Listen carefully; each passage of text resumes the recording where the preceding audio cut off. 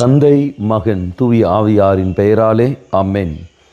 இயேசு கிறிஸ்துவின் அன்புமிக்க சகோதர சகோதரிகள் உங்கள் அனைவருக்கும் கிறிஸ்து இயேசுவின் அன்பு கலந்த வணக்கத்தை தெரிவித்துக் கொள்கின்றேன். இன்னும் நற்செய்தி பாகமானது மத்தேயு நற்செய்தி 23ஆம் அதிகாரம் 13 முதலுள்ள திருவாக்கியங்கள்.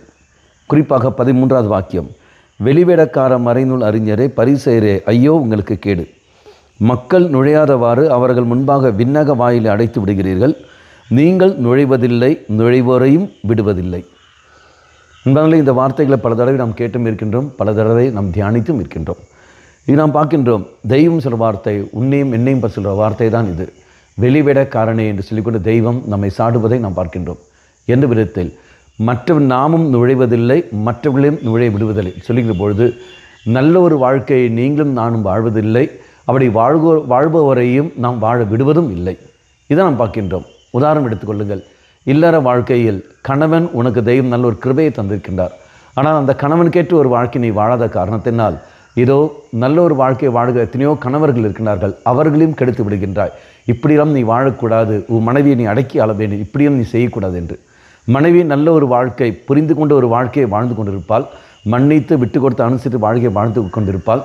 ஆனால் அப்படி வாழ்கிற சமயத்தில் அதை ஏற்றுக்கொள்வதில்லை, மாறாக தாறுமாறாக வாழ்க்கையை நீ வாழ்ந்த காரணத்தினால் நல்ல ஒரு வாழ்க்கையை வாழ்ந்து கொண்டு அந்த மனைவியை பார்த்து கொண்டு நீ சொல்கிற வார்த்தை, மனைவி நீங்கள் இப்படி வாழக்கூடாது, பெண்கள் இப்படி வாழக்கூடாது, நாம் யாருக்கும் அடிமையாக இருக்கக்கூடாது என்று சொல்லிக்கொண்டு அவர்களையும் வாழ்ந்து கொண்டிருக்கின்ற அவர்களையும் நாசமாக்கி விடுவது.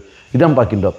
பெற்றோர்கள் நல்ல பெற்றோர்களாக நாம் இருப்பதில்லை, அதே சமயத்தில் நல்ல பெற்றோராக இருப்பவர்கள் விமர்சித்து கொண்டு அவர்களையும் நாசமாக்கி விடுகிறது.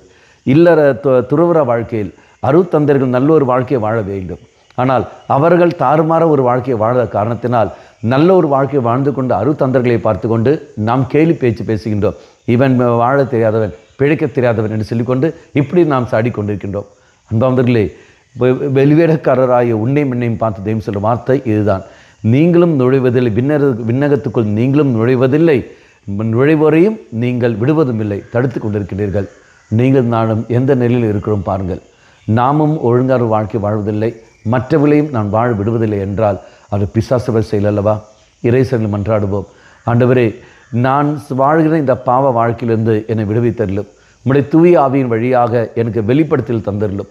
அந்த வெளிப்படுத்தல் அந்த உணர்வுக்கு ஏற்றபடி நான் வாழ்க்கையை வாழ்ந்து கொண்டு என்னுடைய பாவ நிலையை விட்டு மாறிக்கொண்டு புதிய ஒரு வாழ்க்கை நான் வாழ, நீ விரும்புகிற ஒரு வாழ்க்கையை வாழ, வெளிமிடமற்ற ஒரு வாழ்க்கை நான் வாழ கிருபை எனக்கு தாரும் ஆண்டவரை சொல்லிக்கொண்டு விசேஷமாக மன்றாடுவோம்.